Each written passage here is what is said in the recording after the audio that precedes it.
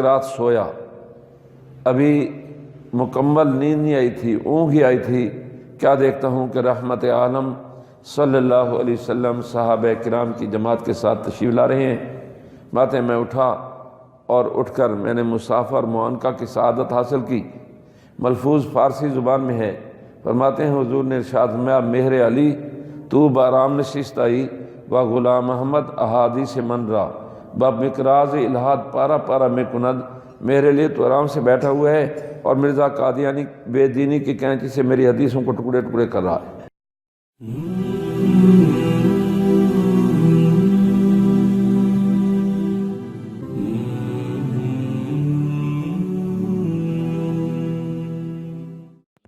رسول الکریم، اما بعد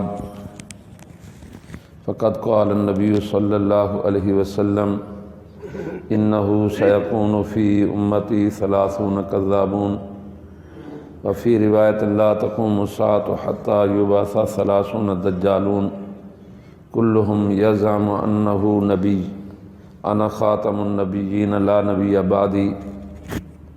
درود شریف پڑھ لیجیے۔ اللہم صلی علی محمد وعلی آل محمد کما صلیت علی ابراہیم وعلی آل ابراہیم انکا حمید مجید۔ اللہم بارک علی محمد وعلی آل محمد کما بارکت علی ابراہیم وعلی آل ابراہیم انکا حمید مجید۔ حضرت اقدس دامت برکاتہم العالیہ، قابل صد احترام اساتذہ کرام اور عزیز طالب علم ساتھیوں، مجھے شدت کے ساتھ احساس ہے کہ آپ کے آج کل کے اوقات بہت قیمتی ہیں، اور جیسے آپ نے بھی سنا اور میں نے بھی سنا، حضرت مودودی صاحب نے فرمایا کہ صبح سے کچھ بزرگ تشریف لائے اور ان کے بیانات ہوتے رہے، تو میں انتہائی اختصار کے ساتھ 2-4 باتیں عرض کروں گا۔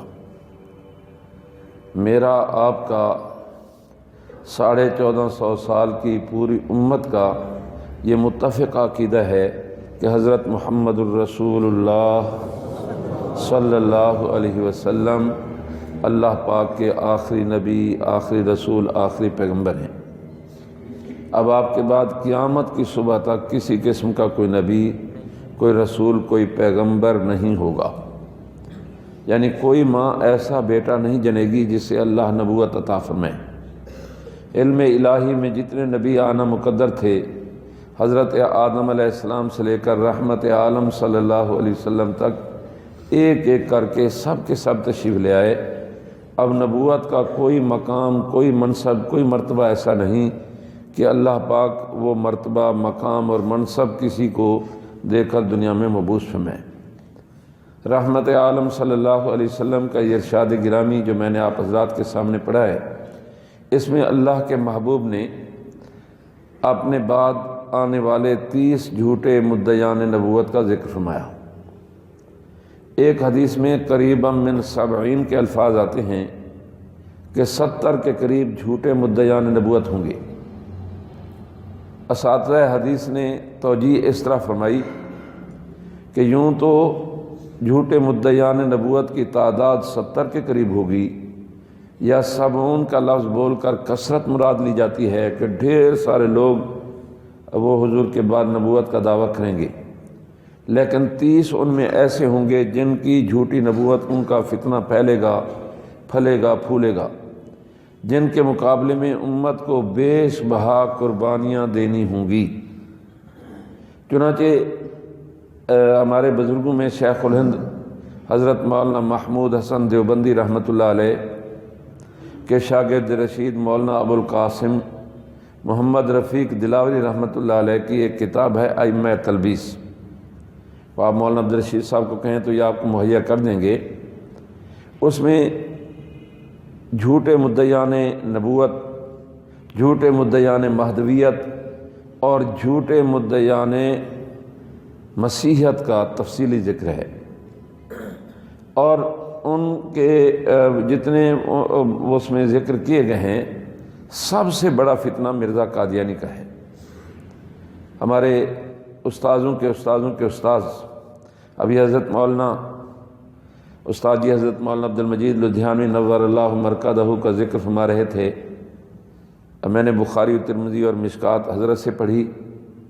حضرت شاگرد رشید تھے، دارالعلوم کبیر والا کے بانی حضرت مولانا عبد الخالق صاحب رحمہ اللہ، جو صدر کے نام سے مشہور تھے۔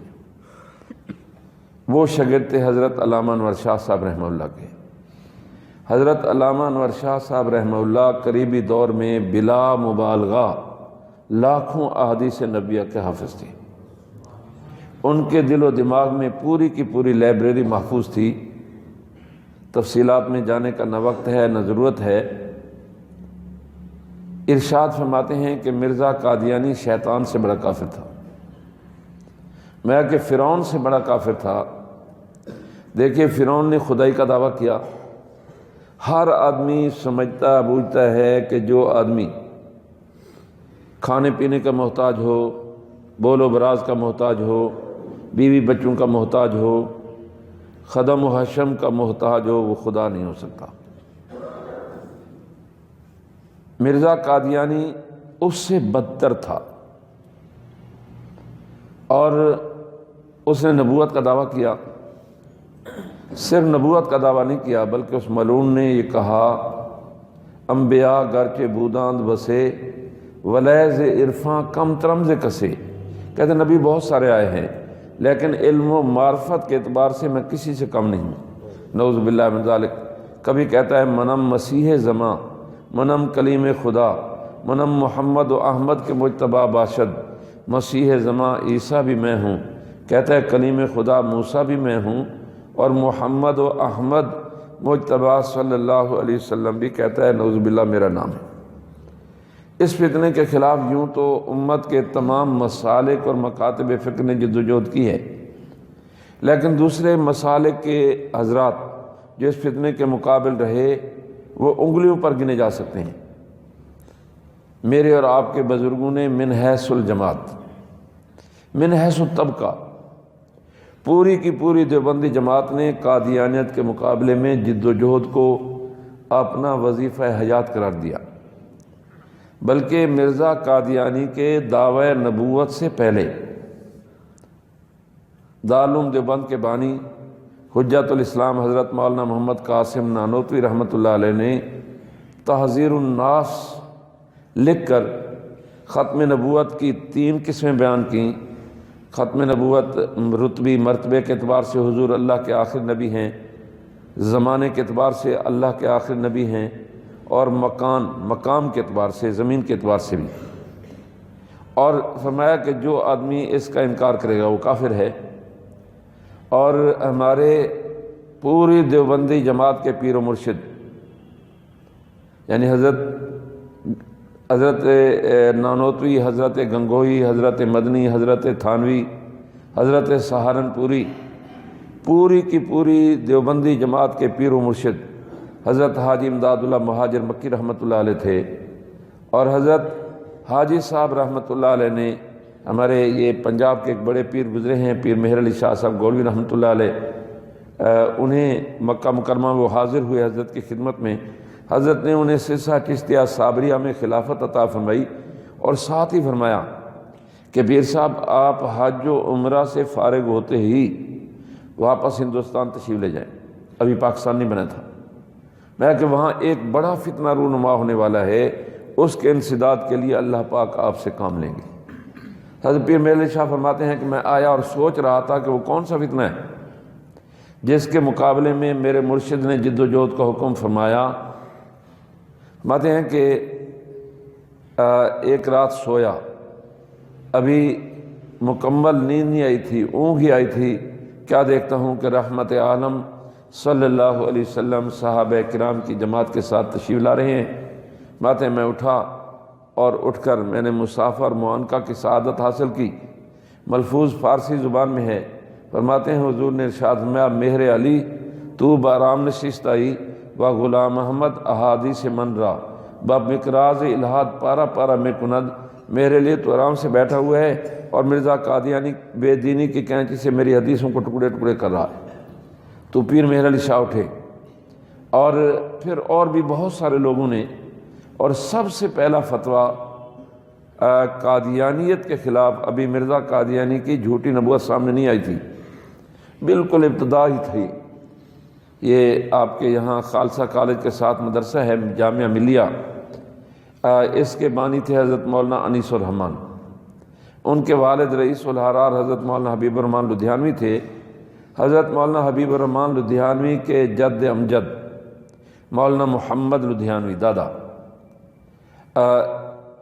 لدھیانہ میں اعلان ہوا کہ کل مرزا صاحب تشریف لا رہے ہیں، جو مرزا صاحب کے ہاتھ پر بیعت کرے گا وہ سب سے پہلا مسلمان ہوگا۔ حضرت مولانا محمد لدھیانوی کھڑے ہوئے اور فرمایا جو آدمی مرزے کے ہاتھ پر بیعت کرے گا وہ سب سے پہلا کافر ہوگا۔ اب دیکھیں نا، اچانک ایک بات آ گئی تو مجمع میں کھلبلی پیدا ہو گئی، مجلس منتشر ہوئی۔ تو مولانا محمد کے دو بھائی تھے اور مولانا عبداللہ اور مولانا اسماعیل، انہوں نے کہا بھائی جان آپ نے بلا سوچے سمجھے مرزے پر کفر کا فتویٰ لگا دیا۔ کسی کو کافر کہنے کا مطلب یہ ہے کہ وہ مر جائے تو اس کی نماز جنازہ نہ پڑھی جائے، کسی کو کافر کہنے کا مطلب یہ ہے کہ اس کی بیوی اس سے بائنا متعلقہ، تو یہ آپ نے کیا فرما دیا؟ تو مولانا محمد لدھیانوی فرمانے لگے کہ میں نے اپنے اوپر بڑا کنٹرول کیا، بہت کنٹرول کیا، لیکن میں اپنے اوپر کنٹرول نہ کر سکا، اور میں نے یہ جو جملہ کہا ہے یہ میں نے نہیں، میرے اللہ نے مجھ سے کہلوایا ہے۔ تو یہ تینوں بھائی گئے اور رات کو براہین احمدیہ ابھی مرزا کی پہلی کتاب آئی تھی، اسے دیکھا، اس کا مطالعہ کیا، اس سے کفریہ عبارتیں لکھیں، استفتاء مرتب کیا، اور اگلے دن فتویٰ جاری کر دیا کہ جو آدمی مرزا قادیانی کو مانے گا وہ کافر ہوگا۔ تو بہرحال یہ سلسلہ چلتا رہا، اور الحمدللہ علماء دیوبند نے، جیسے میں نے ابتدا میں کہا، من حیث دیوبندی اس فتنے کے خلاف جد و جہد کی ہے۔